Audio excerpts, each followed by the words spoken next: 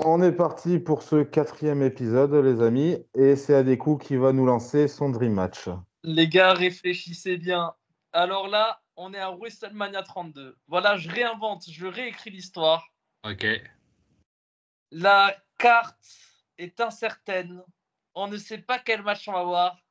Et là, on voit un segment entre Triple H et Sting. On se dit une revanche entre Triple H et Sting à WrestleMania 32. Et là, on entend le dong. Sting versus Undertaker à WrestleMania 32. Ah ouais. Enfin. Icon contre le The Icon. Et là, c'est compliqué. Ouais, Non, franchement, je crois que c'est un des Surtout que Dream c'est Match un les match plus que tout le monde fous. demande depuis déjà plus de 10 ans. Ouais. Moi, je commençais à lire les magazines de catch, je crois, en 2013. Il y avait déjà des gens qui voulaient voir ce match. Ouais. Wow. C'est un dream match, mais aucune hésitation quand on voit. Ah ouais, c'est à 32, Undertaker, il gagne tous les jours. Je vous laisse. Ah oui.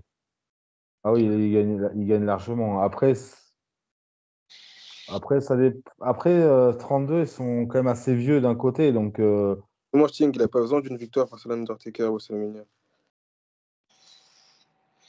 juste l'affiche en fait.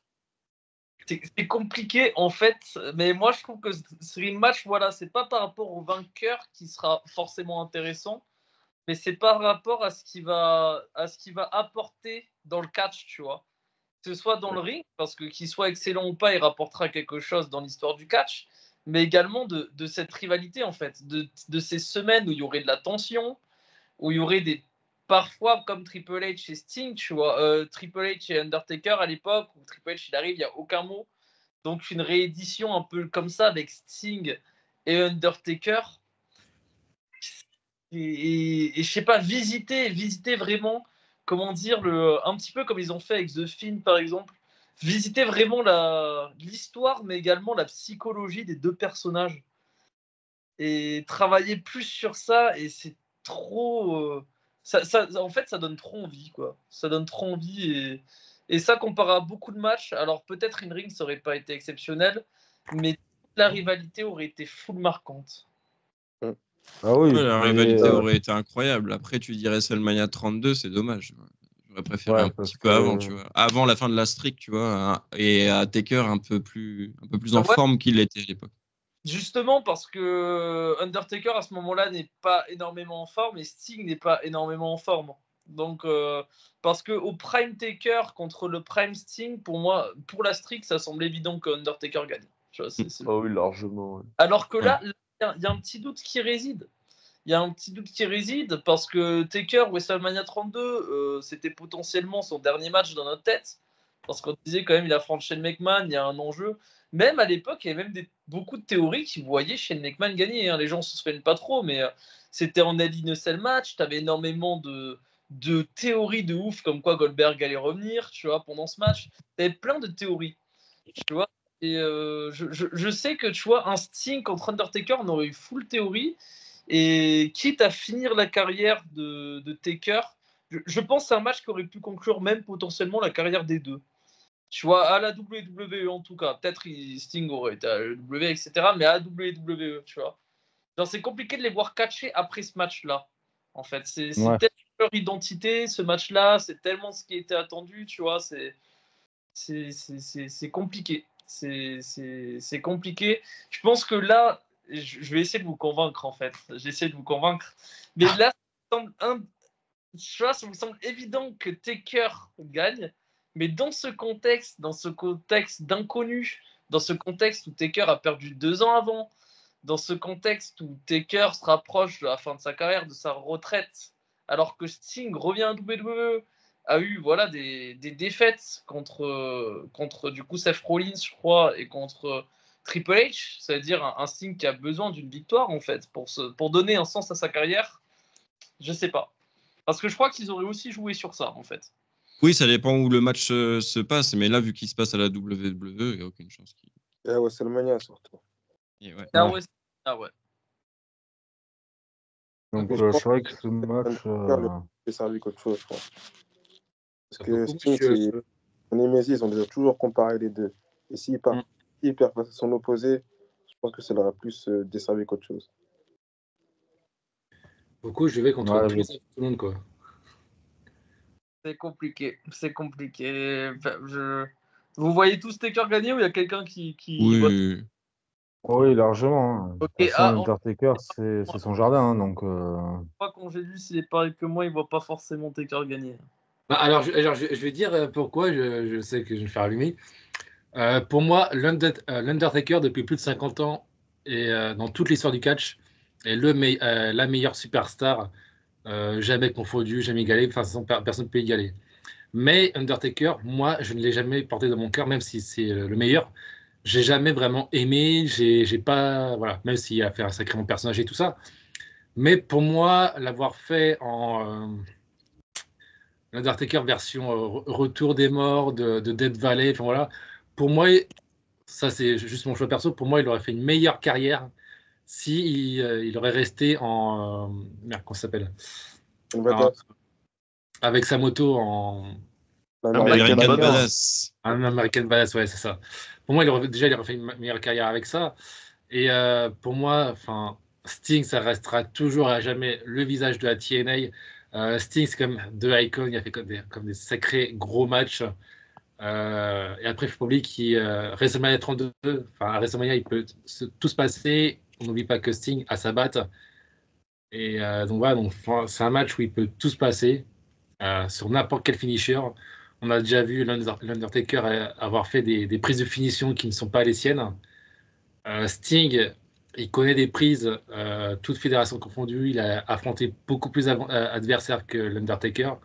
Donc, il pourrait sortir beaucoup plus de prises de finition. Sting est aussi un peu aérien.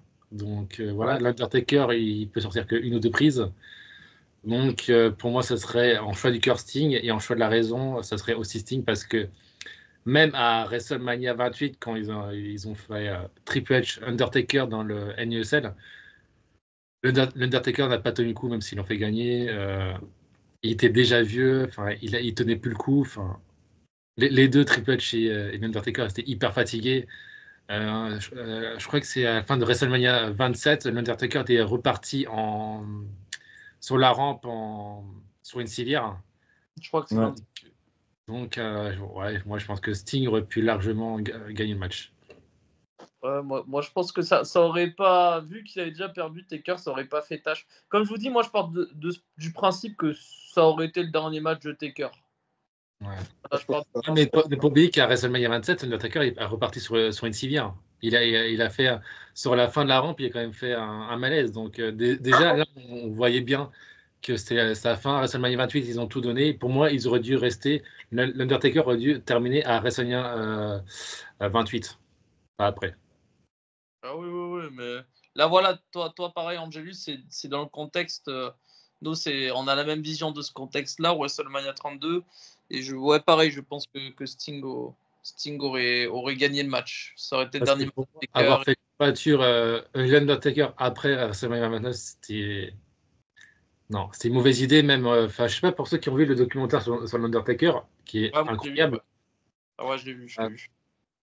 Le N on the Nera, ça aurait dû être le dernier match de Taker parce qu'après, on savait très bien que mettre Brock Lesnar face à l'Undertaker pour la fin de la streak, même si de base dans le scénario c'est l'Undertaker qui devait gagner, sauf que Brock Lesnar connaît son caractère. On sait que ce mec-là, c'est je fais ce que je veux quand je veux et je ne respecte pas les scénarios. Donc on sait très bien que Brock Lesnar a cassé ce scénario pour faire perdre l'Undertaker et personne s'y attendait au niveau de tous les officiels, les arbitres, personne s'y attendait. Donc, voilà. Moi, je crois pas à cette théorie, moi. Non, moi non plus. Non, je crois qu'il avait refusé, mais c'est Vince McMahon qui a... ouais. C'est ça l'histoire. Donc, à la base, lui non plus, parce qu'ils sont très amis dans la vraie vie. Et je crois qu'ils ont discuté quelques heures avant, et Vince McMahon a dit au dernier moment, tu le fais gagner. Lesnar voulait pas. Hein. Ah bah oui, c'est non. Il l'a fait. Après, moi, je trouve que tu parles de WrestleMania 28, mais moi, je trouve qu'à 30-31, il était encore en forme, le Taker. C'est un peu après. Hein, je trouve. Son match contre Brock Lesnar, il était quand même en forme, le Taker. C'est après, malheureusement, ça a été match. Parce que regarde, même le match d'après contre Bray Wyatt. Et Bray Wyatt, voilà, j'allais y venir, je le trouvais plutôt en forme. Et ce match-là, il aurait dû le perdre. Ouais. C'est complètement foiré à l'Undertaker contre Bray Wyatt. Donc pour moi, le match, il était de jour. Ouais. Sur 28, c'est la fin d'une ère. Triple H, Shawn Michaels, l'Undertaker. Il aurait dû tout s'arrêter là. Pour moi, il aurait dû s'arrêter, faire perdre contre Bray Wyatt et puis après, un passage de flambeau. Pour moi, il aurait dû perdre les amis, mais c'est pas le sujet de cette vidéo. Non, après Sting, ouais. Là, t'as mis la barre assez haut par rapport au WrestleMania, mais tu l'aurais mis genre à WrestleMania 20 ou 22, ok, là, tu vois. Après, faut pas oublier que Sting, depuis qu'il est parti à la WWE, quand il a rejoint la OW, il a été en meilleure forme que quand il était à la WWE, quand il est apparu. Donc, il avait une meilleure forme. On a vu des spots que jamais il aurait fait à la WWE quand il avait sa rivalité avec Triple H ou Seth Rollins, par exemple. Donc, il y a quand même quelques années entre la fin de la WWE de Sting et son retour à la WWE, parce on se souvient tous que lors du Hall of Fame, il a dit qu'il arrêtait sa carrière. Donc voilà, et après, on l'a vu, personne ne s'y attendait au début, pendant le Covid, de Sting à la WWE. Donc je pense qu'il s'est entraîné, il y a eu de la musculation, des suivis, etc. C'est pour ça qu'il est revenu en meilleure forme qu'il n'a jamais été depuis la fin de la TNA et depuis qu'il est rentré au Hall of Fame. Ah donc, oui, c'est ça. Carrément, ouais. Donc pour moi, c'est Sting qui gagne dans tous les cas. Cœur a raison. Pareil. Ouais, franchement, je pense que je mettrais les deux aussi pour Sting, parce que il m'aurait même mis le Sting là qu'il avait actuellement à la WWE contre l'Undertaker, il le mangeait largement là. Parce qu'il était vraiment en pleine forme, malgré, je crois qu'il a quasiment 60 balais, je crois, même plus, Sting. Sting à 62, je crois.